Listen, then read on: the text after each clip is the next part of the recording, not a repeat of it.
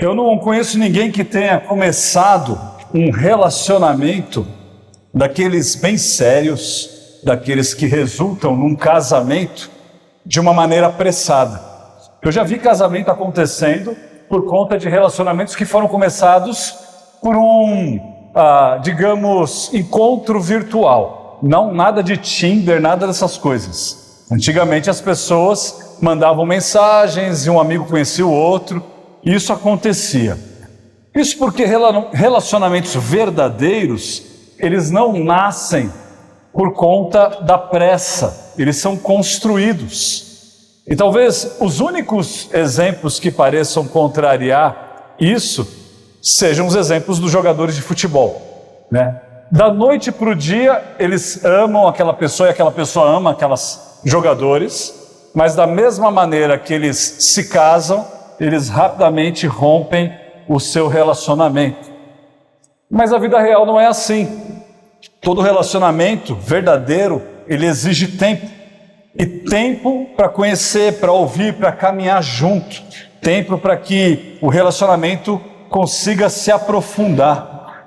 E, gente, isso não vale apenas para o namoro ou para um casamento, vale também para as amizades que nós temos e desenvolvemos com pessoas que nós amamos. E uma amizade verdadeira, ela é construída por meio da afinidade, da convivência, de interesses que são compartilhados. E com o tempo, isso gera algo precioso, isso vai gerando aquilo que nós chamamos de intimidade. Ou seja, é um conhecimento real, é um conhecimento que você tem da outra pessoa num nível que mais ninguém tem. Você pode ficar anos sem encontrar aquele seu amigo ou a sua amiga e você vai saber exatamente aquilo que ele está pensando, aquilo que ele está querendo. É um relacionamento profundo, verdadeiro, que você tem com seus amigos. Agora, perceba que se isso é verdade nos nossos relacionamentos humanos, quanto mais no nosso relacionamento para com Deus. Não existe intimidade com Deus sem tempo com Deus. É exatamente isso que nós vamos ver exposto na vida do nosso Senhor Jesus. E ao encerrar essa primeira fase do seu ministério, o evangelista aqui, Lucas, nos apresenta dois aspectos fundamentais da vida de Jesus. De um lado, ele fala do seu compromisso com momentos regulares de solitude, em comunhão com o Pai, com Deus Pai, e por outro lado, da sua dedicação pública à proclamação do Evangelho. São dois pilares que sustentam esse ministério de Jesus: o secreto e o público, o privado e o visível. Agora, essa ordem é uma ordem que importa. E antes mesmo de falar às multidões, o nosso Senhor Jesus Cristo falava ao Pai. Antes de se entregar ao público, ele se retirava em secreto. E nós, porém, muitas vezes, não fazemos isso. Nós fazemos o contrário. Nós nos ocupamos com tudo e nós negligenciamos o secreto, essa intimidade com o nosso Deus. O meu propósito nessa manhã, irmãos, é levá-los a buscar essa maior intimidade com o nosso Deus. Quando nós olhamos para o texto que nós vamos estudar hoje, Lucas capítulo 4, versículo 42 especificamente, mas nós vamos ler até o 44, tem algo que fica muito claro aos nossos olhos. O que seria isso? Jesus, o texto vai dizer, ele se retira para um lugar deserto. E ele faz isso logo pela manhã. Enquanto isso, as multidões começam a procurar Jesus, vão até ele e tentam impedir Jesus de se retirar daquela região. E mesmo assim, Jesus afirma que ele precisa seguir, que ele precisa cumprir o seu chamado e pregar a palavra do Senhor nas outras cidades. Vamos dar uma olhada então em Lucas capítulo 4, versículos 42 até 44. E lá diz assim: quando amanheceu, Jesus saiu e foi para um lugar deserto. As multidões o procuravam. foram até junto dele e não queriam deixar que ele fosse embora. Jesus, porém, lhes disse: é necessário que eu anuncie o evangelho do reino de Deus também nas outras cidades, pois é para isso que eu fui enviado. E pregava nas sinagogas da Judéia. A partir desse texto surge uma pergunta importante. Logo no versículo 42, Lucas diz aí, que Jesus, ele foi para um lugar deserto. Mas Lucas, ele não fala absolutamente nada do que Cristo foi fazer nesse lugar deserto. Aí você fala, tudo bem, eu vou dar uma olhada em outro evangelho. Você abre em Mateus e você procura essa passagem, e Mateus também não acrescenta absolutamente nada. Então, tem mais um, João conviveu com Jesus. E João não tem nada a dizer sobre isso. Mas quando você vai para Marcos, que apesar de ser um evangelho bem curtinho, e parece que Marcos está caminhando de uma forma apressada, Marcos nos dá um detalhe muito importante. Abra lá comigo em Marcos capítulo 1, versículo 35. Marcos 1, 35.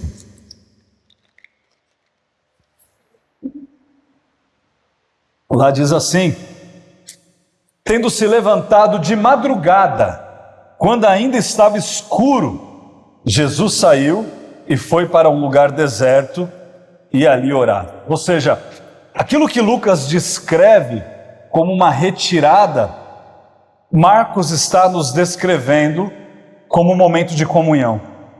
Jesus, ele não estava aqui simplesmente se afastando das multidões, porque Jesus não gostava de gente. E eu já ouvi cristão falando isso. Eu não gosto de gente. Então você talvez não seja cristão, talvez você não conheceu a Cristo. Jesus não estava ali se afastando dessas pessoas por algum motivo qualquer. Ele estava, na verdade, indo ali de forma intencional. Ele estava buscando o Pai. E aqui que nós encontramos o ponto principal e único dessa mensagem. A oração, ela deve ser a sua prioridade no seu dia a dia. A oração deve se tornar prioridade no seu dia a dia. Veja, irmãos, que Jesus, ele priorizava a comunhão com o Pai acima de tudo, e você também deveria fazer o mesmo. Irmãos, o seu relacionamento com Deus é o que vai determinar o tom do seu dia. Marcos, ele enfatiza que ainda estava escuro, que era alta madrugada, quando Jesus se dirigiu para esse lugar deserto. Perceba que Jesus, ele não se levantou e por acaso, talvez porque ele estava com insônia, ele falou assim: deixa eu perambular por aí de madrugada e ir para algum lugar ali, e ele parou num lugar deserto. Jesus, ele se levantou de forma deliberada. Ele procurou um local isolado para que ele pudesse então buscar a Deus em oração. Esse ato de Jesus, que na verdade poderia ser interpretado aqui como um hábito, ele exemplifica o seu papel, o papel de Jesus, como nosso modelo supremo de intimidade com o Pai e de obediência divina. Irmãos, nós não podemos começar o nosso dia simplesmente rolando os feeds, esperando que o final do nosso dia seja diferente disso ou melhor do que isso. Se você é uma daquelas pessoas que gosta de assistir os noticiários, você provavelmente é alguém que só reclama da vida, que acha que tudo vai ser uma desgraça e que esse mundo vai acabar amanhã, ou talvez até hoje. Pare de ver notícias pela manhã. Deixe o seu celular de lado. Não ligue a TV nos noticiários logo pela manhã. Comece o seu dia com oração. Separe então alguns minutos, talvez na sua manhã, sem distrações, para que você possa orar a Deus, para que você possa pegar a sua Bíblia ir para um local deserto, para um local solitário, sozinho, se esconder ali por alguns minutos, ler a palavra de Deus, ponderar sobre aquilo que você leu e orar a Deus, e daí começar o seu dia, e daí prosseguir com aquilo que você terá que enfrentar ao longo desse dia. Segundo lugar, veja que não há desculpas para você não orar ao Senhor, eu diria aqui como exemplo de Jesus, logo pela manhã, ou, na melhor das hipóteses, como a sua prioridade. Veja que mesmo diante das demandas, quais foram as demandas que Jesus teve, segundo os estudos que nós temos feito aqui? Ele havia acabado de realizar várias curas. Lembra, na semana passada, nós vimos que Jesus tem todo o poder de curar qualquer tipo de enfermidade. Ele não só curou vários tipos de enfermidade, como coisas simples. E aí nós temos o exemplo da febre da sogra de Pedro, mas ele também curou coisas complexas. Em outras passagens nós vamos ver Jesus fazendo com que coxos andassem, com que surdos ouvissem, mudos falassem. E não só isso, ele tem todo o poder sobre aqueles que que estavam debaixo da influência do demônio, ou de Satanás. Então Jesus, ele realiza essas curas, ele realiza os exorcismos, e a primeira coisa que Jesus faz ao acordar é procurar um local deserto para que ele pudesse falar com seu Pai. Ele não se esquiva da sua responsabilidade. Ele tem um plano e ele segue o seu plano. E eu tendo a crer que isso só ocorreu porque Jesus, ele programou isso.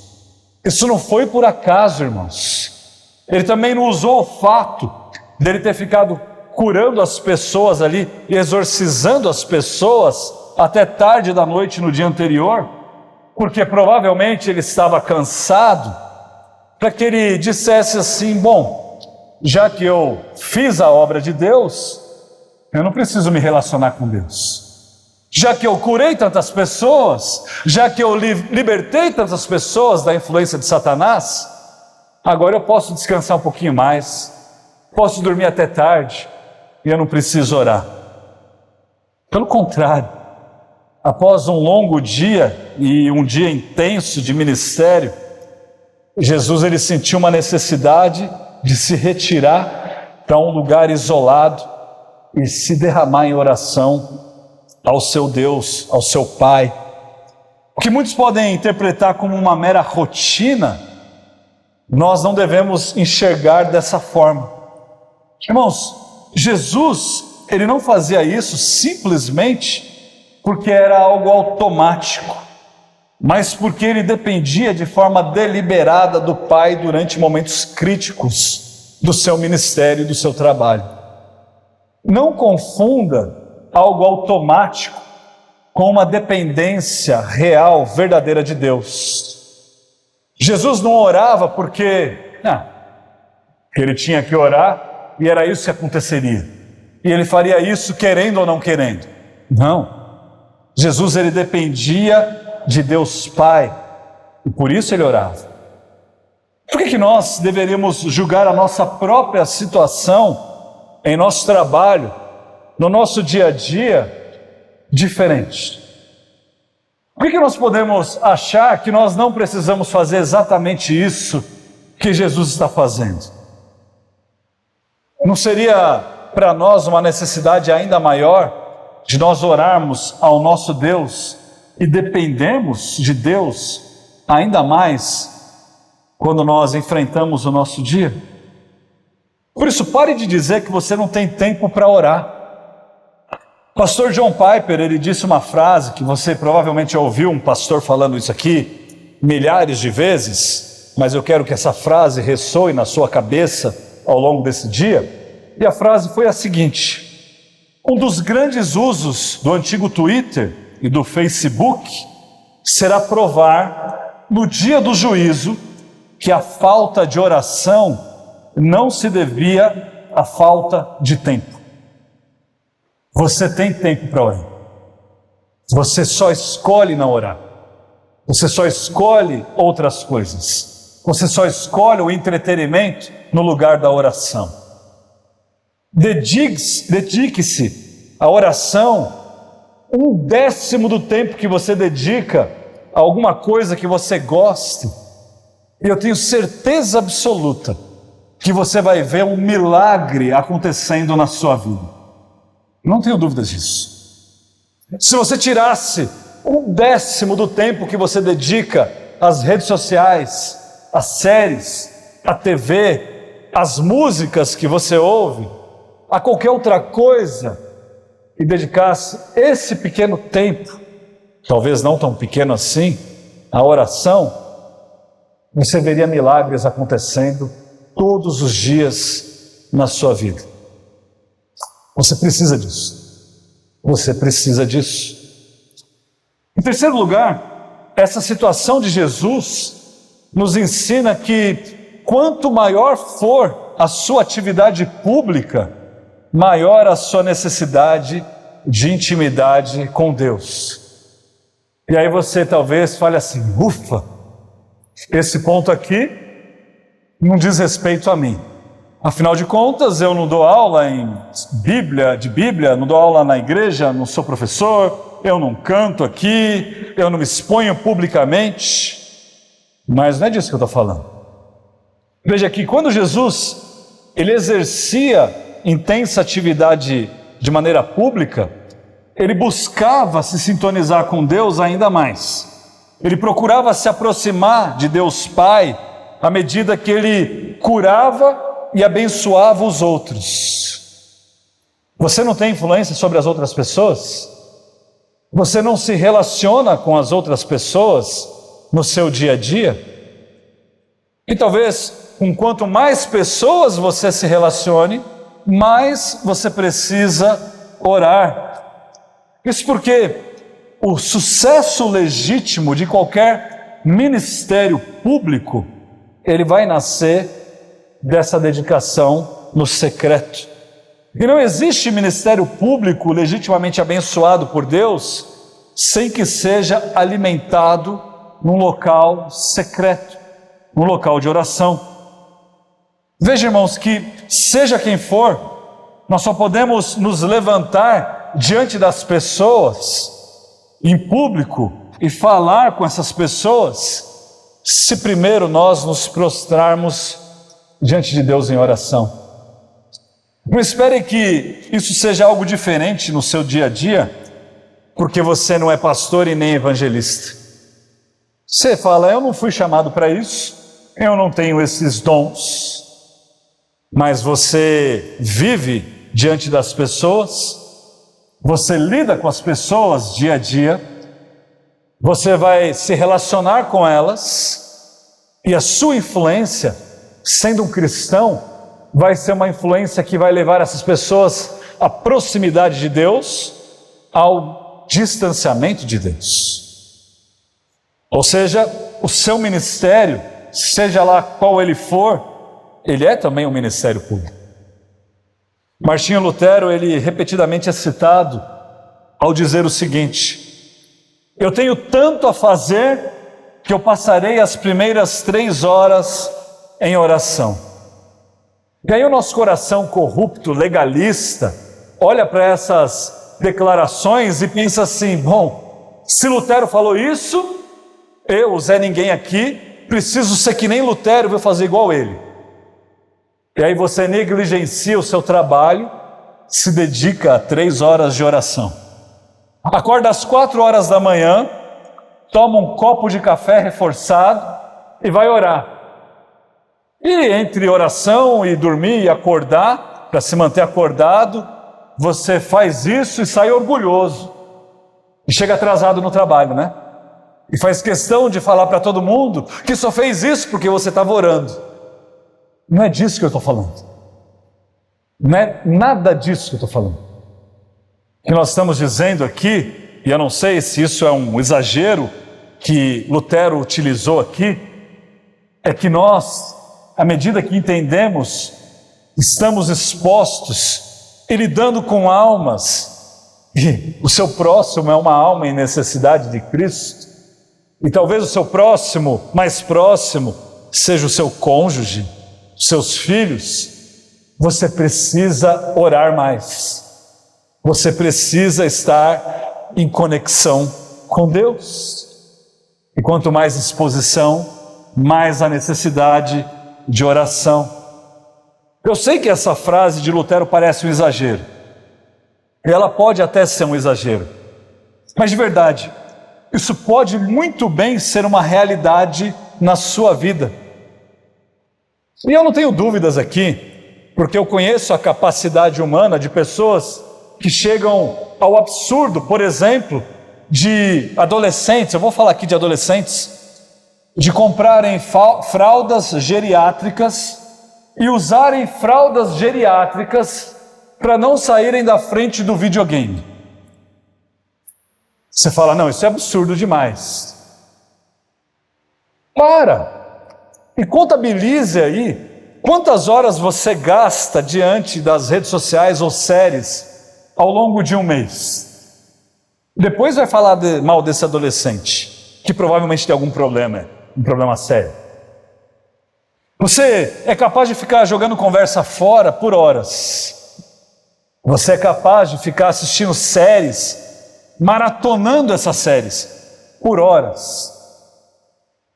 Assim como eu era capaz de ficar assistindo lutas, não sei se eu podia falar isso, né? Pastor gosta de luta, eu não vou mais ouvir esse daí, né?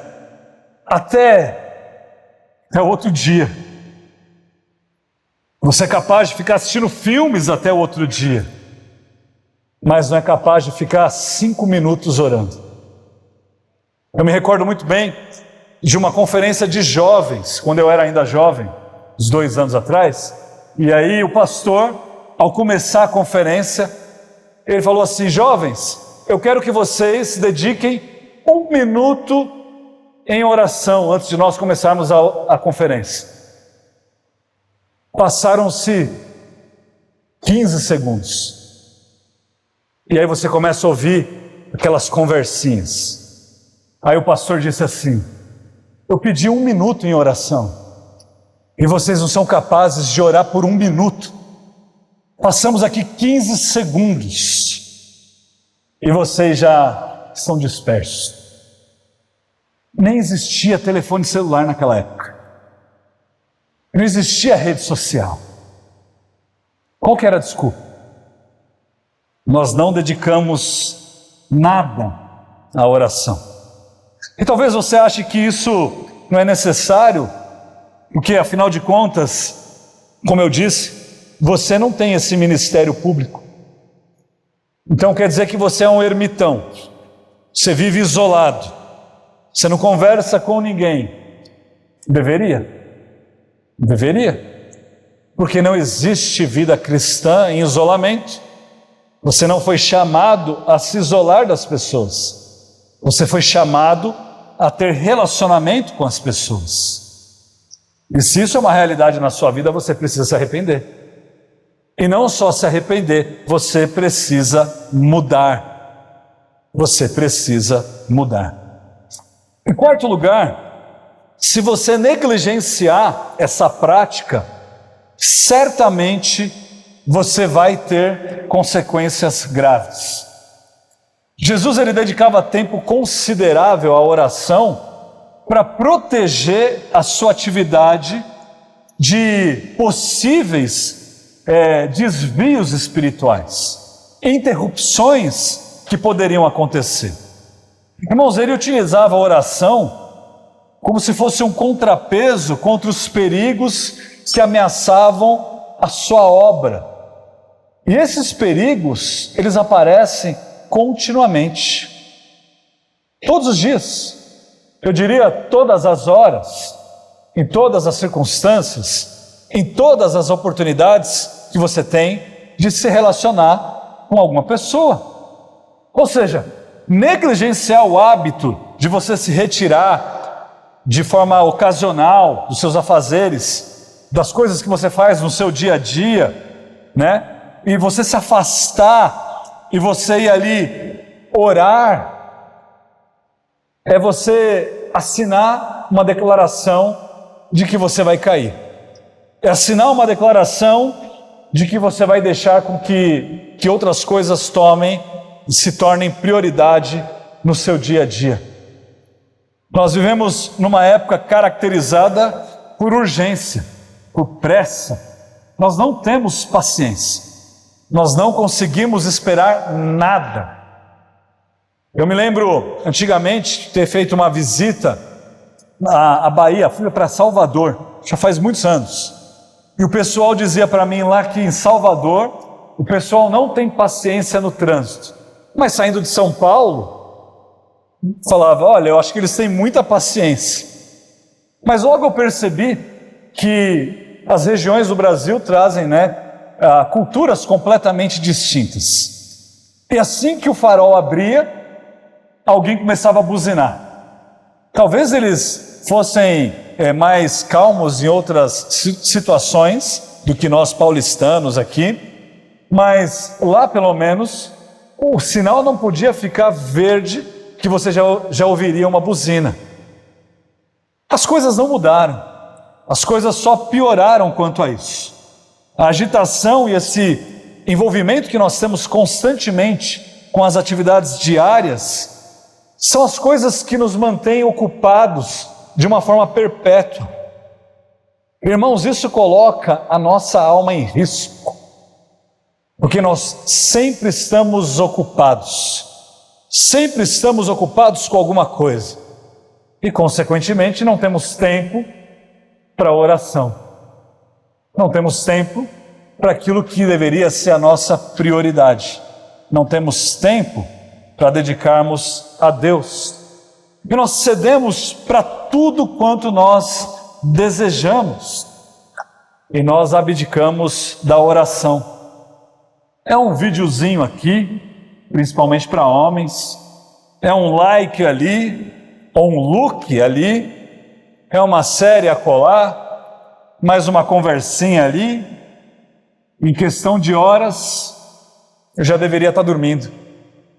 E você olha para trás e você pensa, eu nem orei hoje. Então você decide orar. Ali, na hora de dormir. Senhor, já amanheceu. Dormiu. Acabou. Qual foi a última vez que você se dedicou a orar? Que você falou assim, não, eu preciso tirar alguns minutos do meu dia para orar, para clamar a Deus, para agradecer a Deus, para de fato orar ao Senhor. Talvez você até se incomode com o tanto de orações que nós proferimos aqui no nosso culto. Mais uma vez eu falo para você, você pega o boletim e você vai ver aí pelo menos 5 ou 6 momentos de orações. Isso talvez te incomode, e não deveria. Porque esse deveria ser um hábito no seu dia a dia. Você deveria fazer isso constantemente. E se isso te incomoda, é porque o seu coração, ele provavelmente está cada vez mais longe de Deus, e não mais próximo dele. Irmãos, assim como um imóvel, a nossa vida, ela requer constante manutenção. A oração é que vai exercer esse papel na vida do cristão. Basta você esquecer que realizar essa manutenção preventiva no seu dia a dia, que logo os problemas aparecerão. E aí, ou você nem vai se lembrar de orar, ou quando você se lembrar já foi tarde demais. Portanto, não abandone a sua vida de oração. Ou talvez a minha fala deveria ser: comece a desenvolver uma vida de oração constante. Você não precisa de 3 horas como Lutero. Na verdade, você deve precisar muito mais do que Lutero. Mas para começar, talvez você precise de 1 minuto em 24 horas. 2 minutos que sejam, 5 minutos. Seja lá o que for, você precisa orar. Em quinto lugar, Você também deve priorizar o seu relacionamento com Deus, assim como Jesus, acima de tudo. Na segunda parte desse versículo 42 que nós lemos, que nós vamos examinar com mais profundidade na semana que vem, nós vemos que as multidões procuravam Jesus e não queriam deixá-lo partir. Mas veja que Jesus, ele não cedeu às multidões.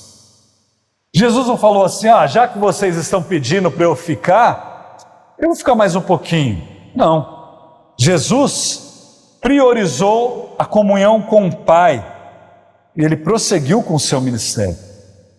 E essa escolha de Jesus, ela demonstra que a oração não era alguma coisa secundária às demandas que Jesus tinha. E as demandas que Jesus tinha, muito provavelmente, você vai reconhecer, eram maiores e mais importantes do que as demandas que você talvez tenha no seu dia a dia. Mas a sua prioridade era mais fundamental para as suas ações futuras. A sua oração, naquele momento, era muito mais importante para aquilo que ocorreria daqueles dias em diante. Quais decisões você terá que tomar nesses próximos dias? Você fala, pastor, nem quero pensar, eu estou no feriado prolongado.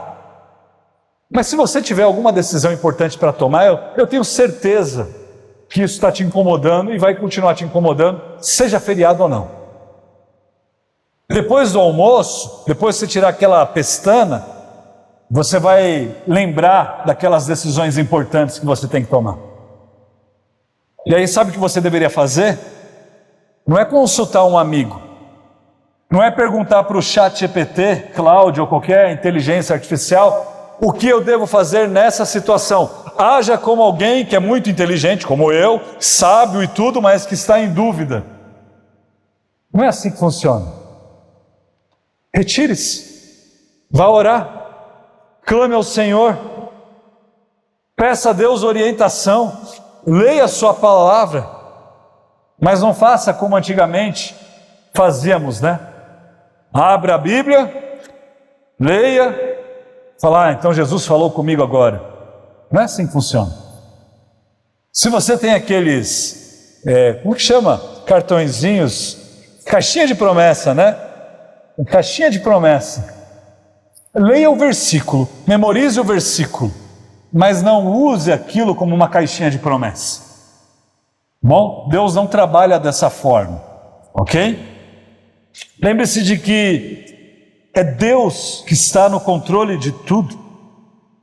Então o que você precisa, irmão, é parar por um instante, é refletir. E uma vez que Deus é o todo soberano, o todo poderoso, por que então, em sã consciência, eu não vou clamar pela sua direção, eu não vou clamar pelo seu auxílio?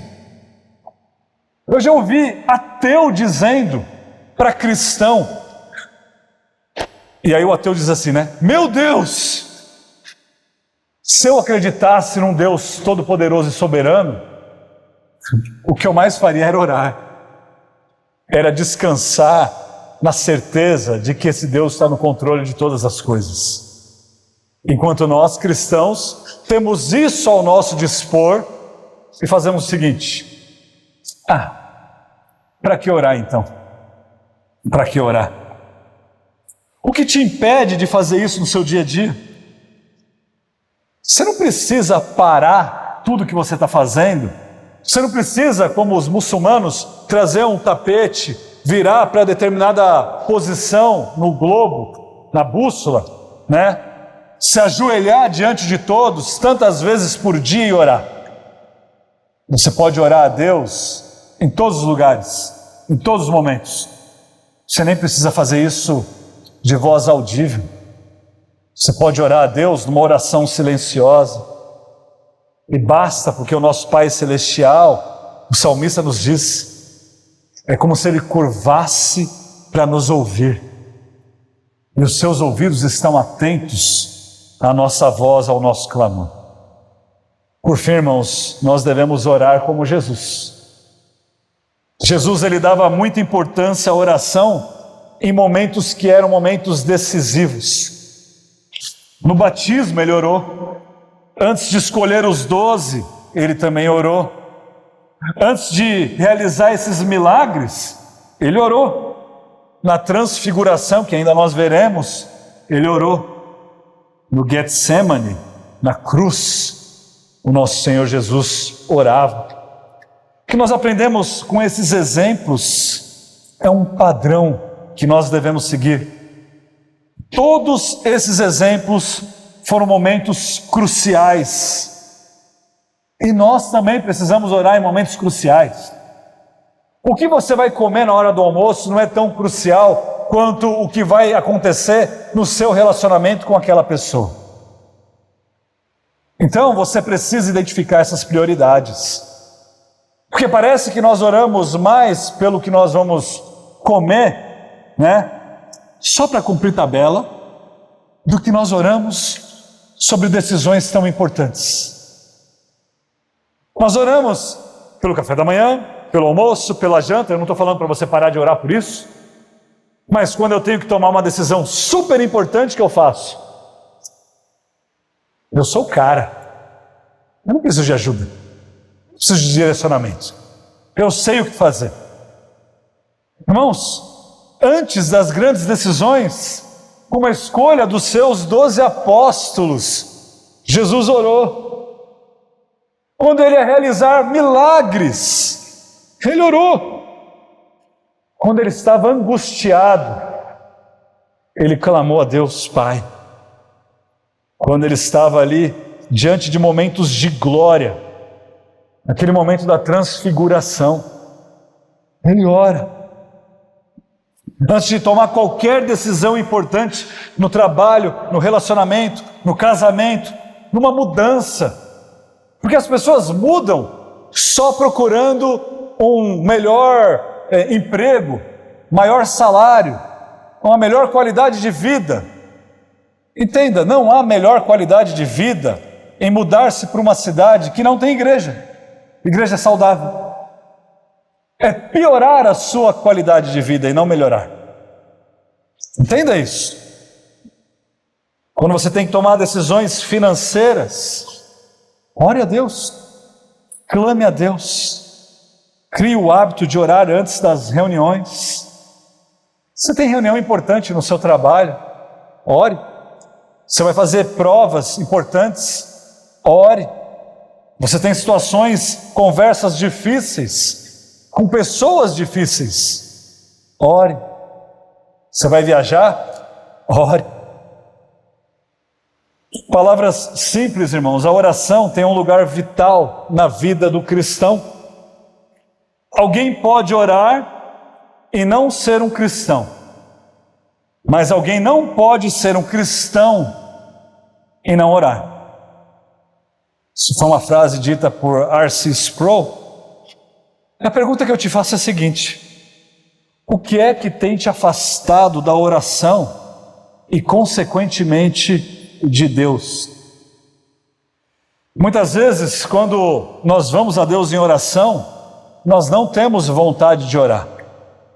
E o que se deve fazer nessas situações? Como é que nós devemos agir nessas situações?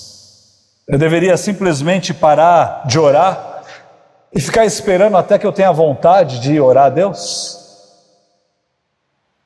R.A. Torrey diz: de jeito nenhum. De jeito nenhum. Quando menos nós sentimos vontade de orar, esse é um sinal de que é um momento em que você mais precisa dobrar os seus joelhos e orar a Deus. Portanto, irmãos, avalie o seu coração. Avalie o seu coração e haja, mude. Que nós possamos ser conhecidos como cristãos que oram, pessoas que confiam no Deus que nós proclamamos e adoramos. Vamos orar?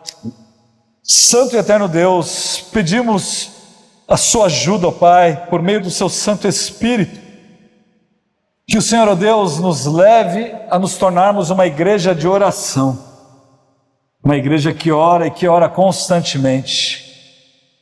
Pai, que as nossas reuniões de oração não sejam conhecidas como são conhecidas as reuniões de orações na maioria das igrejas. Um local para poucos, um local para os bitolados, um local em um momento em que só um ou outro vai, mas tudo bem.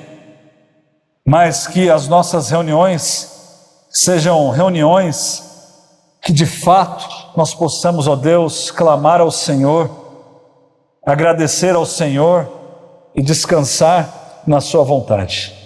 É isso que nós pedimos no nome do nosso Senhor Jesus Cristo. Amém.